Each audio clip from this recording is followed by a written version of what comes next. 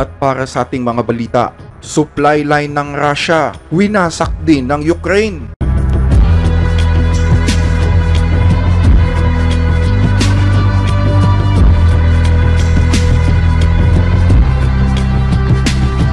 Muli na namang nagsagawa ng isang mapangahas na pag-atake ang Ukraine sa kanilang kalabang bansa. Pero sa pagkakataong ito ay hindi na sa himpapawid o sa lupa kundi sa ilalim na ng dagat.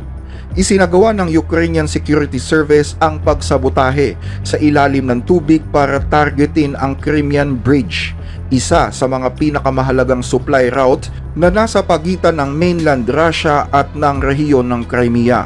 Mahigit 1,100 kilo ng pampasabog ang inilagay sa ilalim ng tubig at pinasabog malapit sa mga haligi ng tulay. Hindi ito isang bigla ang pag-atake. Ayon sa mga opisyal ng Ukraine, ilang buwan din ang ginugol sa pagpaplano at koordinasyon para maisagawa ito. Ang pag-ataking ito ay nagsisilbing bagong yugto umano sa strategy ng Ukraine. Noong 2022 at 2023, nagsagawa din ng mga pag-atake ang Ukraine sa ilang mga tulay sa Russia, pero tinarget nito ang mga nakikitang bahagi ng tulay.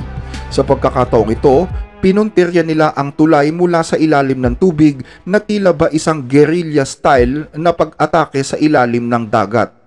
Ang tulay ng Crimea ay hindi lamang isang estruktura ng mga bakal at semento.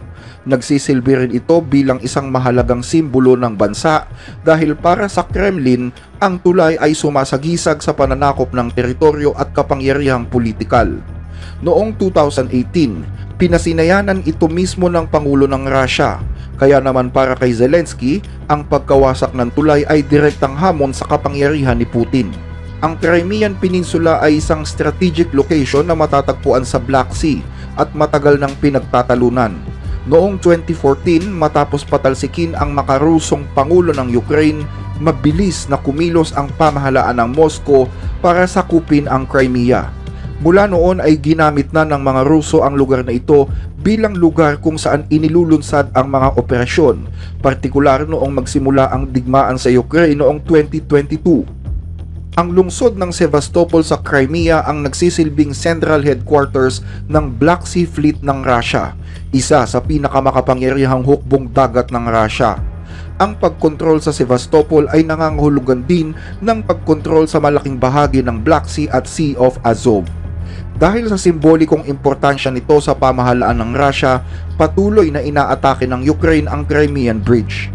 Noong 1954, inilipat ng pamahalaan ng Soviet Union ang Crimea sa pamamahala ng Ukraine mula sa Russia, pero hindi nawala ang interes ng Russia sa lugar na ito. Nang bumagsak ang Soviet Union noong 1991, naging mas mainit ang pag-iinteres ng Russia dito, kaya't hindi nila inalis ang kanilang hukbong pandagat sa Sevastopol hanggang sa tuluyan na nila itong inagaw sa Ukraine. Kahit sa gitna ng usapan sa Istanbul noong Lunes, naging pangunahing usapin din ang Crimea at ang iba pang mga teritoryong sinakop ng Russia.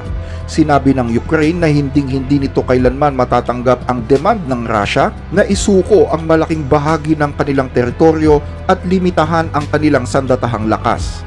Ang pagpapasabog sa tulay ng Crimea ay kasunod lamang ng pagwasak ng Ukraine sa mahigit 30% ng mga eroplanong pandigma ng Russia na kinabibilangan ng mga strategic bombers at warning aircraft. Kasunod nito ay sinabi din ng Russia na ang Ukraine ang responsable sa pagpapasabog ng riles ng tren sa lungsod ng Bryansk na nagresulta sa 7 patay at maraming sugatan. Sa mga pag-ataking ito, malinaw umano na ipinapakita ng Ukraine sa Russia na determinado silang pahinain ang puwersa ng kanilang kalaban. Hanggang ngayon ay wala pang formal na tugon ang Moscow sa pinakahuling underwater attack sa tulay ng Crimea. Pero batay na rin sa kasaysayan, inaasahan ng mga analyst na magsasagawa ng paghihiganti ang Russia sa lahat ng pananabutahing ginawa ng Ukraine, kabilang na ang pag-atake sa mga strategic bombers noong linggo. Kaya ang tanong ngayon, gaano kaya kalawak ang magiging tugon ng Russia sa mga pag-ataking ito? Hanggang dito ang ating mga balita. Regular naming binabasa ang inyong mga comment, kaya huwag mag-atubiling i-share ang inyong opinion sa mga napapanahong issue. Maraming salamat po sa inyong pakikinig.